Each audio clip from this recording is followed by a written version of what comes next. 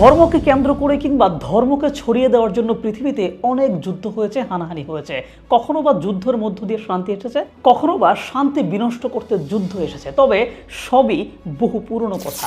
পৃথিবীতে আধুনিক রাষ্ট্র ব্যবস্থা শুরুর পর থেকে ধর্মকেন্দ্রিক যুদ্ধ অনেকটাই কমে গিয়েছে।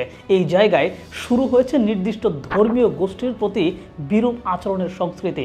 জাতিরাষ্ট্রগুলোর মধ্যে ধর্মভিত্তিক বিভাজন থাকলে কিংবা পাশাপাশি প্রাকৃতিক সম্পদ বা ভৌগোলিক গুরুত্বের কারণেও অনেক ধর্মীয় গোষ্ঠী কোণঠাসা বা নির্যাতিত অবস্থায় রয়েছে। বর্তমান পৃথিবীতে এমন একটা ধর্মভিত্তিক জাতি মুসলিম জাতি। চলমান পৃথিবীর বিভিন্ন জায়গায় তারা নির্যাতিত হয়ে যাচ্ছে। মুক্ত গণমাধ্যমের কল্যাণে পৃথিবীব্যাপী এমন অনেক খবর আমরা পাই, কিন্তু মুক্ত গণমাধ্যমের এই যুগে এমন অনেক দেশ আছেন যারা খুব শক্তভাবে তাদের দেশের গণমাধ্যমকে নিয়ন্ত্রণ করে। সেসব দেশের ভেতরে ঘটে এমন খবর আমাদের কানেই আসে না। চলমান মধ্যপ্রাচ্য সংকটে ফিলিস্তিনিদের উপর ব্যাপক নির্যাতন চালাচ্ছে ইসরায়েল এবং তাদের মিত্ররা। এই ঘটনা বহু পুরনো। আপনারা ইতিমধ্যে জানেন যে আসলে কি হচ্ছে ফিলিস্তিনে। আমি নিজেও একাধিক ভিডিও প্রকাশ করেছি। নানান দেশের নানান গণমাধ্যম ফিলিস্তিনের উপর চালানো নির্যাতন নিয়ে আলোচনা করেছে। গবেষণাপত্রগুলোতে উঠে এসেছে ফিলিস্তিনে চলা নানান রকম বৈষম্যের খবর। এই পুরো ঘটনায় কারা জড়িত কিংবা কারা কারা সহায়তা করছে সে সম্পর্কেও তথ্য প্রমাণ উঠে এসেছে। আর এই কারণে আমাদের মধ্যে পশ্চিমাদের সম্পর্কে নেতিবাচক ধারণা সবসময় রয়েছে। খুবই স্বাভাবিক। কেউ অন্যায় করবে, আমরা সেটা জানবো, এজন্য তার বা তাদের প্রতি আমাদের নেতিবাচক ধারণা আসবেই। কিন্তু এদের বিপরীত পক্ষে যারা রয়েছে, মানে পশ্চিমাদের বিপরীত পক্ষ, চীন, রাশিয়া, এরা কি মুসলিমদের প্রতি খুবই দয়ালু? দেখেন, আমাকে আবার ভাইবেন না যে আমি পশ্চিমাদের অপরাধকে হালকা করার জন্য এসব বলছি। আমি মূলত মুসলিমদের নির্যাতনের সাথে যারা জড়িত তাদেরকে নিয়েই বলছি। পশ্চিমাদের খবর পাওয়া যায়, কিন্তু চীন, রাশিয়ার খবর পাওয়া যায় না। আজকে চীন সরকার কর্তৃক এক বিশাল মুসলিম জনগোষ্ঠী উইঘুরদের উপর চালানো নির্যাতন নিয়েই কথা বলবো। কারণ ফিলিস্তিনের মুসলিমদের নিয়ে কথা হলেও অনেক বেশি নির্যাতিত এই উইঘুর মুসলিম সম্প্রদায়ের উপর চালানো নির্যাতন নিয়ে কেউই কথা বলে না।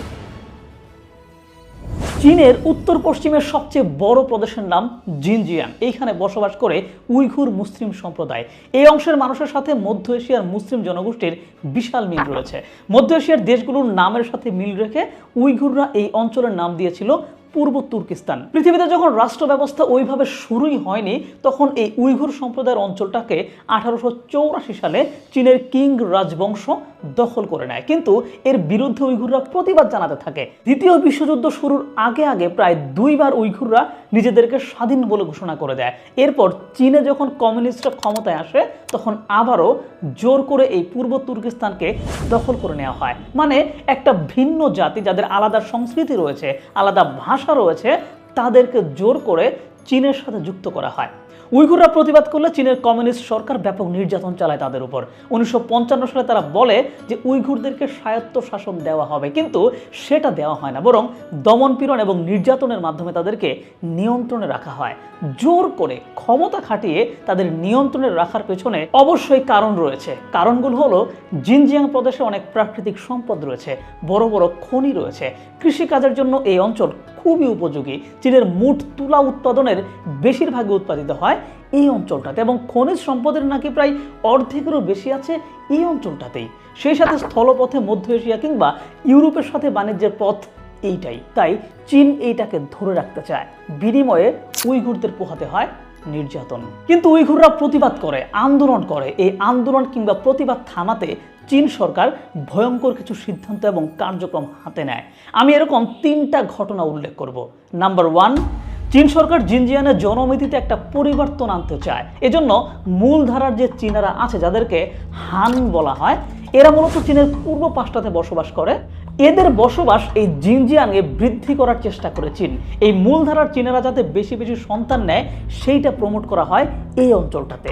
সারা চীনে যখন এক সন্তান নীতি চলে, তখন জিনজিয়াংয়ে বসবাস করা মূল চীনাদের একাধিক সন্তানের অনুমতি দেওয়া হয়। এর বিপরীতে উইঘুর মুসলিমদের বাধ্য করা হয় গর্ভপাতে। সন্তান নিতে দেওয়া হতো না ঠিকঠাক। এর ফলে 1941 সালে যে অঞ্চলটাতে 80% উইঘুর মুসলিম ছিল, সেটা 2023 সালে 42%-এর নিচে নেমে আসে। অন্যদিকে মূল চীনাদের সংখ্যা যেখানে ছিল 5%, সেটা 58%-এ পৌঁছে যায়। জাতিসংঘের তথ্য মতো 2017 সালের পর থেকেই অন্তত 10 লাখ উইঘুরকে বিভিন্ন জায়গায় বন্দী করে রেখেছে চীন। শুধু তাই না, মানুষকে ধর্মীয় আচার অনুষ্ঠান পালনেও বাধা দেওয়া হয়, দাড়ি রাখতে বাধা দেওয়া হয়, ইবাদত করতে গেলেও নানান প্রশ্নের মুখে পড়তে হয়। কিছু হতে না হতেই মসজিদগুলো বন্ধ করে দেওয়া হয়। ওই অঞ্চলের সকল প্রশাসনিক কাজেও কিন্তু মূল চীনাদেরকে অগ্রাধিকার দিয়ে রাখা হয়েছে। আর এভাবেই মুসলিম নির্যাতনটা শুরু করে চীন সরকার। দ্বিতীয়ত, এত সব নির্যাতনের বিরুদ্ধে উইঘুররা প্রতিবাদ করলে তাদের উপর গণহত্যার মতো ঘটনা ঘটানো হয়। এরকম একটা বড় আন্দোলন ছিল 1997 সালে জিনজিয়াংয়ের গুলজা শহরে। 1997 সালের 5 ফেব্রুয়ারি একটা শান্তিপূর্ণ প্রতিবাদে সামিল হয়েছিল উইঘুর মুসলিমরা। প্রতিবাদটা ছিল ধর্মীয় অধিকার আদায় এবং চীন সরকারের জাতিগত নির্যাতনের প্রতিবাদে। কিন্তু চীন সরকার ভয়ঙ্করভাবে সেই দিন উইঘুরদের দমন করে। দমন পীড়নের একটা পর্যায়ে চীনা পুলিশ নির্বিচারে গুলি ছোড়ে এবং প্রায় 200-র অধিক উইঘুর মুসলিম নিহত হয়। সেদিন জায়গা থেকেই প্রায় 1500-র বেশি আন্দোলনকারীকে ধরা হয়, তাদের জেলখানায় নিয়ে ব্যাপক নির্যাতন করা হয়। এই ইস্যুকে কেন্দ্র করে আশেপাশের অঞ্চলব্যাপী প্রায় 1 বছর ব্যাপী ধরপাকড় চলে। অনেকে জীবন বাঁচাতে আফগানিস্তানে কিংবা পাকিস্তানে পালিয়ে যায়, যেই ঘটনাকে গুলজার ট্র্যাজেডি নামেই অভিহিত করা হয়। তৃতীয়ত, এরকম আরেকটি বড় ঘটনা 2009 সালের 5 জুলাই। ইতিমধ্যে জেনে গেছেন যে মূলধারার চীনরা তথা হানরা জিনজিয়াংয়ে বেশ প্রভাবশালী অবস্থায় আছে। 2009 সালে জিনজিয়াংয়ে 6 জন ছেলে মিলে 2 জন নিরীহ উইঘুর নারীকে ধর্ষণ করে। ফলে জায়গায় জায়গায় এইটা নিয়ে প্রতিবাদ হয়। এইটা নিয়ে সাগুয়ান নামের এক জায়গায় একটা কারখানায় মূল চীনাদের সাথে উইঘুর মুসলিমদের সংঘাত বেঁধে যায় এবং এতে 2 জন উইঘুর নিহত হয়। জিনজিয়াংয়ের রাজধানী উরুমচিতে এই ঘটনার তদন্ত দাবি করে বিক্ষোভ শুরু হয়।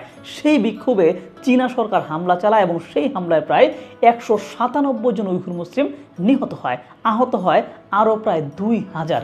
এই ঘটনায় অনেকের নামে মামলা দেওয়া হয় এবং অনেককেই ধরে ধরে বন্দী করা হয়। পরবর্তী কয়েক মাসে প্রায় 20 জনেরও বেশি মানুষকে ফাঁসিও দেওয়া হয়। চিন্তা করেন, অন্যায় করা হলো তাদের সাথে, সেই অন্যায়ের প্রতিবাদ করতে গিয়ে হামলারও শিকার হতে হলো তাদেরকেই, এরপরে আবার সরকারিভাবে মামলা দিয়ে শাস্তি দেওয়া হলো। মানে কত রকমের নির্যাতন।